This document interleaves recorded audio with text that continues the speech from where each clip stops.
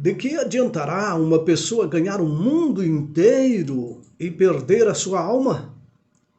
Ou que dará uma pessoa em troca da sua alma?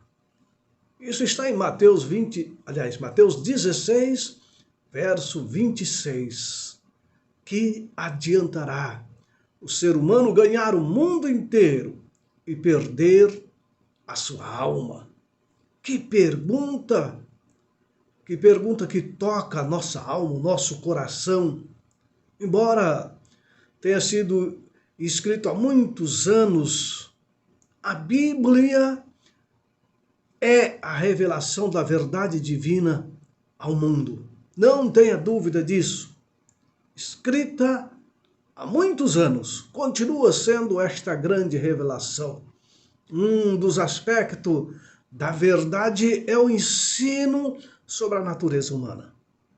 Está permeando todos os capítulos da Bíblia, ensino sobre a natureza humana. Tanto na Judéia, antes de Cristo, quanto no Brasil hoje, século 21, a constituição dos seres humanos é essencialmente a mesma. O que significa isso? Somos todos pecadores e necessitamos da graça divina. Há 3.000 anos, 4.000 anos, 5.000 anos atrás, não importa, a constituição humana é praticamente a mesma. Necessitamos da graça divina. Somos pecadores.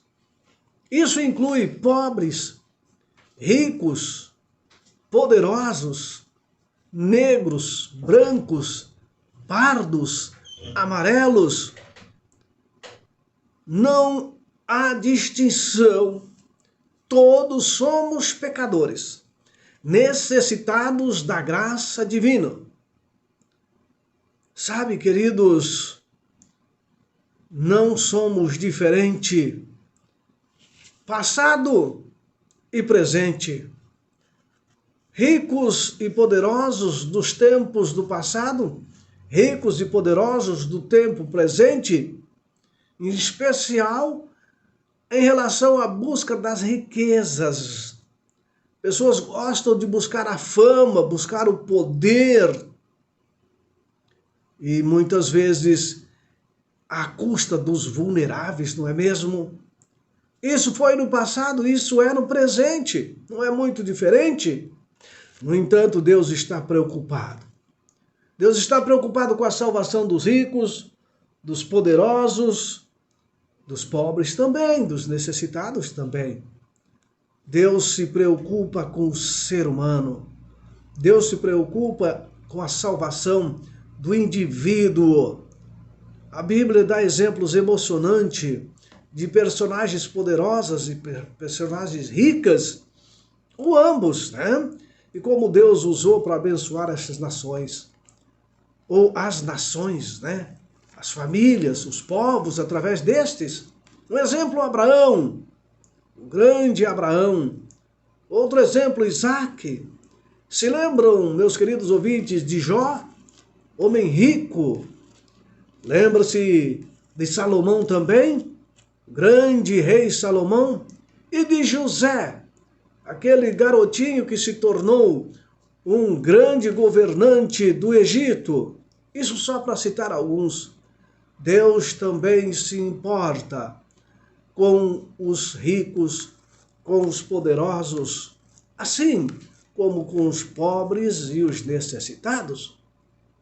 Um exemplo, mais um exemplo disto é o rei Nabucodonosor.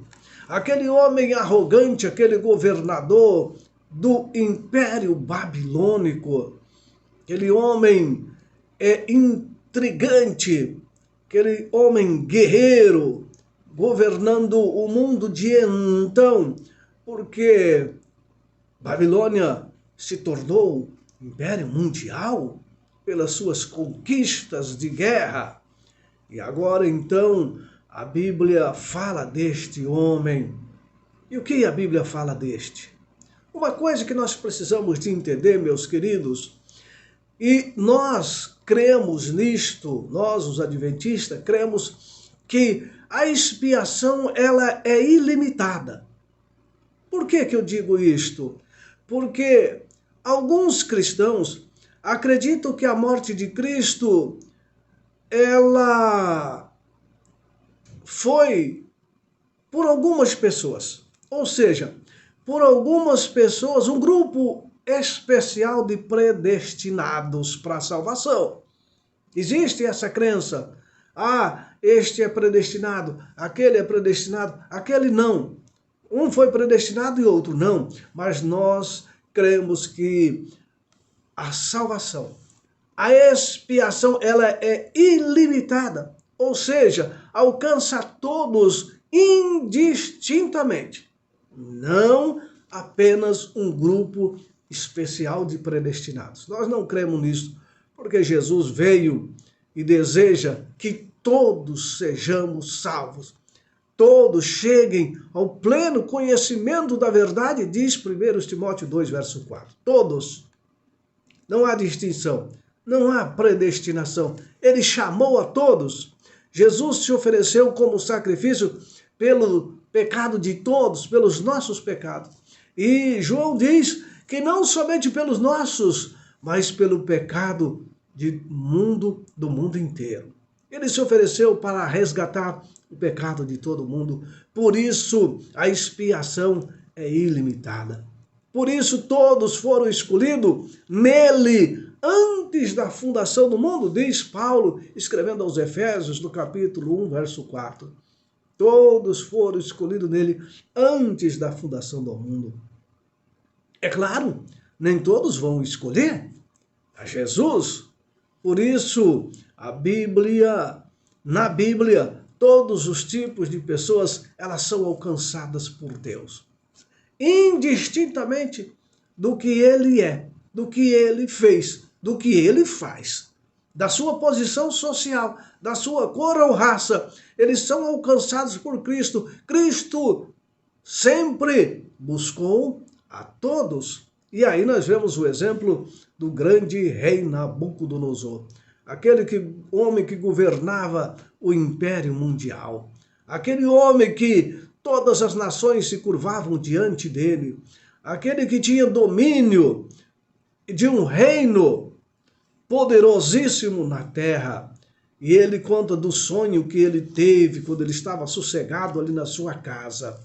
E aquele sonho o espantou. Ele viu uma grande árvore, onde os pássaros, onde os animais se abrigavam na sua sombra. E ali, então, ele sonhou que alguém veio e cortou aquela árvore, deixou o seu toco ali sobre a terra. Ele, preocupado, buscou os magos, os adivinhos, os intérpretes de sonho, e não conseguiram interpretar o sonho de Nabucodonosor. Até que eles buscaram a Daniel. E Daniel ficou sobressaltado também ao ouvir aquele sonho de Nabucodonosor. Mas Daniel não interpretava sonho porque ele era inteligente. Não. Daniel interpretava sonho porque Deus estava com ele. E ele disse: ó rei, este sonho, esta grande árvore, ó rei, és tu, ó rei Nabucodonosor. Esses animais, estas aves, representam os povos que se abrigam debaixo do seu poder. E aquele que veio e cortou a árvore, rei, significa que de ti será tirado o seu reino. De ti será tirado o seu reino. E você, rei, vai passar 7 tempos como um animal. Como um animal. Vai viver como um animal. Ah, rei, exatamente isso que Deus está me mostrando. E a Bíblia diz que certo dia, um tempo depois, Nabucodonosor estava passeando no seu palácio, contemplando o seu poderio, tudo o que ele fez, e de repente ele olha e diz: não foi isso que eu construí para a minha glória? Não foi tudo isto? Ele se exaltou. E de repente, meus queridos irmãos, Nós não sabemos dizer como, mas Nabucodonosor perdeu toda a sua consciência. Nabucodonosor passou a não ter mais consciência. Ele ficou como uma criancinha com a mente vazia. E a Bíblia diz que Nabucodonosor, ele foi, vamos dizer assim, separado do povo. Ele se separou, ele mesmo. E a Bíblia diz que ele foi para os campos, para os pastos, e por 7 anos, meus queridos irmãos, amigos, Nabucodonosor pastou como um animal. As suas unhas cresceram, os seus cabelos cresceram como de animais. E de repente, a Bíblia diz que ele, certo dia, ele contando, ele mesmo, certo dia eu levantei os olhos ao céu, depois que se passaram aqueles 7 anos, e a minha consciência se recobrou, a minha consciência se reavivou. E aí ele entendeu que existia um Deus no céu. Sabe, meus queridos, Nabucodonosor, ele foi humilhado. Aquele que se exalta será humilhado. Que exemplo marcante, meus queridos. O juízo divino foi executado sobre aquele homem para que ele compreendesse que ele não era o governante soberano. Por que Deus fez isso com Nabucodonosor? Porque Deus usou de extremo juízo com Nabucodonosor. Sabe por quê? Como diz o verso 37, agora eu, Nabucodonosor, louvo, engrandeço e glorifico o Rei do céu, porque todas as suas obras são verdadeiras e os seus caminhos são justos. Ele tem poder para humilhar os orgulhosos. Às vezes Deus precisa de humilhar as pessoas para que eles sejam exaltados. E Nabucodonosor, depois que recobrou a sua consciência, reconheceu Deus como Deus do céu, o seu governo foi devolvido, o seu poder foi devolvido, foi restabelecido a ele o reino. Oh, meus queridos, Nabucodonosor, um homem poderoso, que Deus teve que humilhar a sua arrogância, usar de um juízo extremo com ele, para que ele reconhecesse. Deus, se ele não se importasse com o ser humano, podia ter dito, deixa esse arrogante para lá. Ele já conhece. Daniel, aquele homem de Deus, trabalhava com Nabucodonosor já há muito tempo. Ele já tinha conhecimento de Deus, porque Daniel já tinha interpretado alguns outros sonhos de Nabucodonosor. Podia ter deixado aquele homem rico, poderoso para lá, mas Deus não entendeu que as pessoas ricas, as pessoas poderosas, podem ser salvas também. Deus sempre tem os seus métodos. Deus salva também os poderosos. Deus não se importa apenas com os humildes e pobres desse mundo. Nós temos um outro exemplo na Bíblia de Naamã,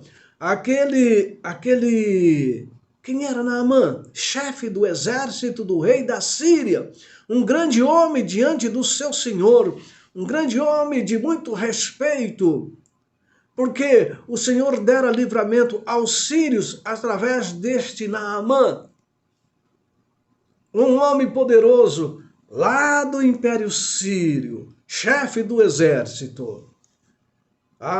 Só que aquele homem era leproso. Ele não era um homem feliz, ele não era um homem completo, porque ele tinha lepra. Eu não sei, as providências divinas nós não entendemos. Deus permitiu que alguns cativos de Jerusalém, dos judeus, fossem levados até a Síria. E lá foi aquela menininha, uma menina que se tornou serva de Naamã, da família de Naamã. E certa feita, aquela menininha disse para a sua senhora, Ah, se o meu servo Naamã, aliás, se o meu senhor Naamã fosse até o profeta em Israel, ele seria curado da sua lepra. Olha que interessante. E agora ele conta isso ao seu rei. Naamã conta ao rei, o rei da Síria. E o rei da Síria dá uma carta ao rei de Israel, dizendo: cure o meu servo Naamã. E Naamã foi com uma caravana de pessoas, levando muitos presentes. E quando chega o rei de Israel fica furioso, diz: ah, até parece que eu sou Senhor, que eu tenho o poder de curar. Mas Eliseu ouviu esta conversa e disse: peça para que Naamã venha até mim. Naamã foi até Eliseu. Só que Eliseu mandou o servo falar com Naamã: Naamã, vai e banha no rio Jordão, banha ali, mergulhe por 7 vezes. Naamã ficou furioso com Eliseu. Que falta de respeito com um homem, um guerreiro, um chefe de exército. Que falta de respeito. Eu vou embora. Aqui em Israel não tem nada de bom. Mas o grupo que estava com Naamã insistiu com ele e disse: não, Naamã, se foi coisa muito difícil, vai. E Naamã foi convencido e desceu ao Rio Jordão, banhou 7 vezes e saiu de lá curado. Ah, meus queridos irmãos, como Deus alcança os poderosos também. Às vezes a gente fica focado só nas pessoas simples e humildes, né? As pessoas sofridas da vida, mas um exemplo de Naamã era poderoso, mas tinha suas preocupações, as suas ansiedades, tinha suas enfermidades, as suas chagas, suas feridas do pecado também, e necessitava também ser curado. Ele era leproso, nós também somos leprosos. Não da lepra, doença, enfermidade em si, mas a lepra do pecado nos atinge. E Jesus veio para salvar o homem dessa lepra que é o pecado. Deus veio salvar Nabucodonosor, um homem poderoso, um governante, um imperador. Veio salvar Naamã, um comandante de grande exército da Síria. Deus se importa com o ser humano. E ali Naamã foi convertido ao Deus verdadeiro. Naamã não desejava mais fazer concessão com a idolatria, porque ele entendeu que havia um Deus que salva. Naamã mergulhou 7 vezes e saiu curado. Nabucodonosor, meus queridos, aquele poderoso, ele foi humilhado e Deus o restaurou. Deus se importa com os poderosos, Deus se importa com os grandes também desta vida. Deus se importa também com os eruditos. Um exemplo é Nicodemos, aquele homem que foi à noite encontrar Jesus, porque tinha vergonha de encontrar Jesus a público. Foi de noite. Nicodemos era um homem rico, um erudito, um dos principais dos judeus. Era um homem importante. Foi a Jesus. Jesus disse para Nicodemos: Nicodemos, importa você nascer, ou importa que o ser humano nasça de novo.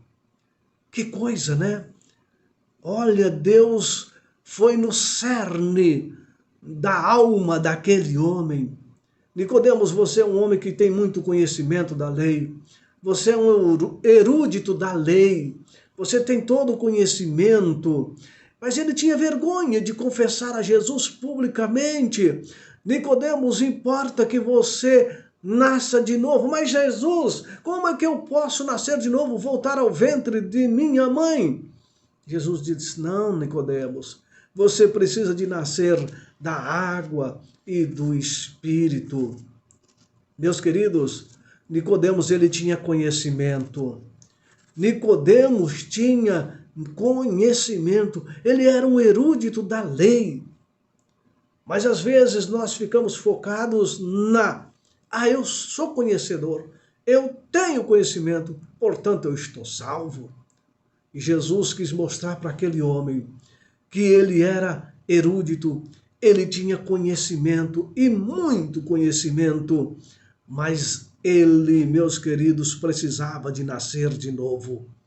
Sim, meus amados, Deus alcança também os eruditos, os que têm grande conhecimento. Deus salva a todos.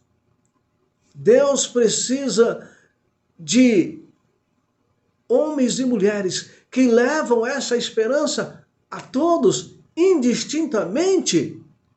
Ah, meus queridos, as condições de aparência não salvam. A superficialidade não salva. O conhecimento, o poder que temos não salva. Deus conhece o coração. Deus sabe as feridas que vai dentro da alma. Deus conhece a arrogância de cada ser humano. Deus sabe, meu querido, que às vezes você fica se escondendo de Deus pela sua arrogância, por você achar que você tem um cargo importante, por achar que você tem uma missão importante na sociedade. Deus não se importa com o que você é. Ele quer salvar. Certa feita, um jovem rico, diz a Bíblia, foi até Jesus. Jesus se importou com aquele jovem rico. Jesus amava aquele jovem rico. Jesus, o que eu devo fazer para ser salvo? Jesus responde para ele: ó, meu jovem, guarde os mandamentos e será salvo. Ele disse: sim, eu guardo os mandamentos. Eu guardo todos os mandamentos, Senhor. Quais são? E Jesus citou alguns mandamentos. Ele disse: ah, Senhor, eu já tenho feito isso desde criança. Eu guardo esses mandamentos todinho.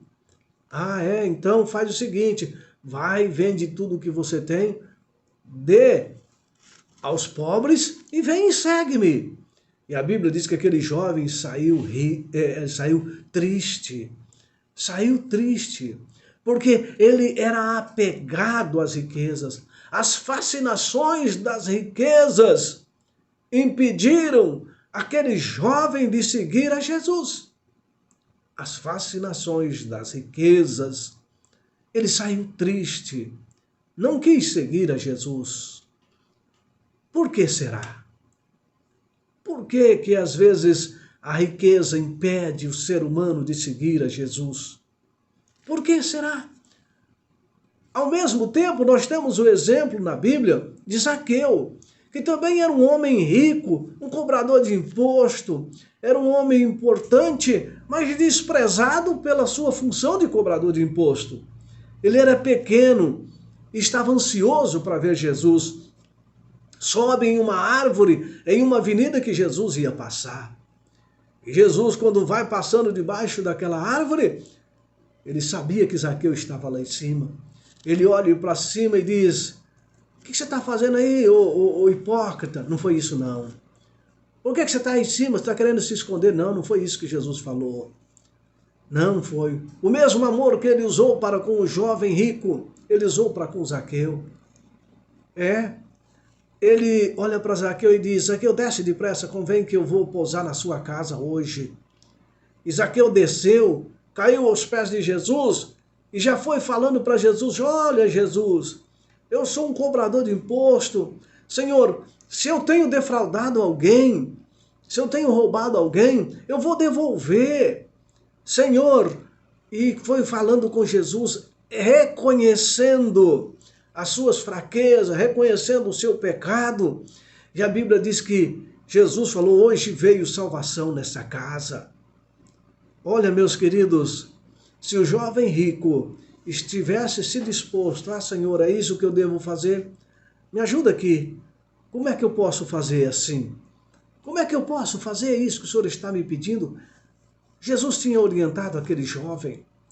Jesus não quer deixar ninguém pobre, não, não é isso. Ele pediu para aquele jovem entregar sua vida a Jesus. Ele estava pedindo para aquele jovem abandonar o amor à riqueza, era isso que ele estava pedindo. Ele não queria deixar aquele jovem como um mendigo pedindo esmola pelas ruas, não era isso, não. Jesus está pedindo desapego às riquezas. Zaqueu desapegou-se. Disse: Senhor, eu estou disposto a devolver até 4 vezes mais aquilo que eu roubei. Ah, meus queridos, o que adiantará uma pessoa ganhar o mundo inteiro e perder a sua alma? Meus queridos, o pobre tem as suas feridas na alma. O rico e o poderoso também têm as suas feridas na alma. Sim, meus queridos, Jesus está se importando, sempre se importou com todos.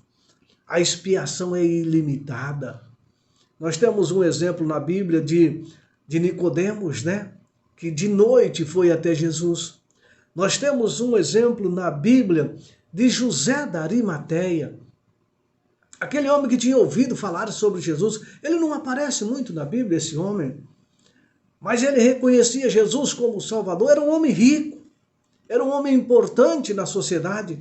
Porque naquele tempo a riqueza era sinônimo de bênçãos de Deus. E aquele homem também, ele não se apresentava muito a público em seguir a Jesus. Mas quando Jesus foi crucificado, eu imagino que José da Arimateia estava por ali, sabendo de tudo. E ele foi a Pilatos e pediu para tirar Jesus lá da cruz. E Pilatos o concedeu. Ele foi e pediu para sepultar Jesus. E foi concedido. E a Bíblia diz que ele trouxe ali lençóis novos, enfaixaram Jesus. E esse homem colocou Jesus na sua sepultura, que ele tinha cavado na rocha para ele, quem sabe para sua família. Olha que interessante, ele colocou Jesus na sua sepultura. Aquilo não era barato, não, aquilo tinha um alto valor. Oh, como Jesus ama as pessoas, e muitas pessoas anonimamente seguem a Jesus. E nós temos o caso de Nicodemos, de José da Arimateia, pessoas ricas e importantes na sociedade da época, que também seguiam a Jesus. Sabe, meus amados, Deus quer salvar indistintamente o ser humano. Deus ama os pobres, Deus ama os ricos, Deus ama os incultos, Ele também ama os cultos, os letrados, os sábios desta vida. Deus ama o ser humano indistintamente. Ele está chamando você, meu querido, que tem certa riqueza, a se desapegar. Ele não está pedindo para que você jogue fora a sua riqueza e fique morando na rua, mendigando, não. É como diz aquele verso: o que adianta ganhar o mundo inteiro e perder a sua alma? Jesus está dizendo: olha, o importante é você viver comigo. A gente conhece exemplo de pessoas ricas, muito ricas, desapegados de sua riqueza, que têm amor em ajudar a obra de Deus. Você, meu querido, que está me ouvindo nesta manhã, se você é rico, se você é sábio, é um advogado, é um grande professor, é um juiz, não importa a sua função, Deus ama você e lhe chama para a salvação. Deus não salva apenas humildes, pobres, não. Deus chama você que é poderoso na riqueza também. Você que tem muito dinheiro, você que tem muito poder, você que tem muita influência política, você que tem muita influência social, Deus está chamando. Ele se importou com Nabucodonosor para salvá-lo. Ele se importou com Naamã. Ele se importou com Nicodemos. Ele se importou com José da Arimateia. Ele se importou com Salomão. Ele se importou com Davi, com Jó, homem rico. Ele se importa com o ser humano. Ele quer salvar você. Você está disposto a ser salvo por Jesus? Sabe, queridos, qual foi a razão daquele jovem rico rejeitar a Jesus? ao passo que Zaqueu aceitou. Você pode estar pensando, mas aqui temos dois exemplos distintos. O jovem rico era um jovem que amava a riqueza, amava mais a riqueza do que o próprio Deus. Esse é o grande problema. Tem pessoas simples, humildes, que são fascinados pela riqueza, cheio de orgulho também, meus queridos. Às vezes a gente fica jogando pedra naqueles que têm uma boa condição financeira, não é mesmo? Mas não, tem muitos pobres, arrogantes, pobres, orgulhosos, pobres que eles ficam imaginando, fascinados pelas coisinhas da vida e perdem a salvação. Portanto, aquele jovem rico podia ter aceitado o chamado de Jesus como Zaqueu aceitou. Eu lhes digo, a Bíblia nos ensina isso, que conhecer a verdade não é o mesmo que ser salvo. Não é o mesmo. Você conhece? Mas se nós não irmos a Jesus como foi Nicodemos e nascer da água e do Espírito, como poderemos ser salvos? Jesus está disposto a salvar. A expiação dele é ilimitada, alcança a todos. Vamos orar, Pai querido, obrigado porque o Senhor nos ama. Porque a sua expiação na cruz do Calvário, seu sangue foi derramado para salvar todos, indistintamente. Abençoe os ricos de nossa sociedade, aqueles que têm grande conhecimento, os poderosos, ó Pai. Abençoe também os humildes. A bênção do Senhor que seja em relação à nossa salvação. O Senhor está disposto a salvar a todos. A sua salvação é ilimitada. O Senhor se importa com todo ser humano, por isso vamos a Ti. Sempre falamos da salvação para os humildes, mas o Senhor também se importa com aqueles que têm grande conhecimento, que têm grandes riquezas. O Senhor quer salvá-los também. Abra o nosso coração, abra a nossa mente para a salvação em Cristo Jesus. Oramos em Teu nome. Amém e amém, Senhor. Meus queridos, que Deus o abençoe. Tenha um bom final de semana. Espero você no próximo programa, se assim Deus nos permitir. E até lá.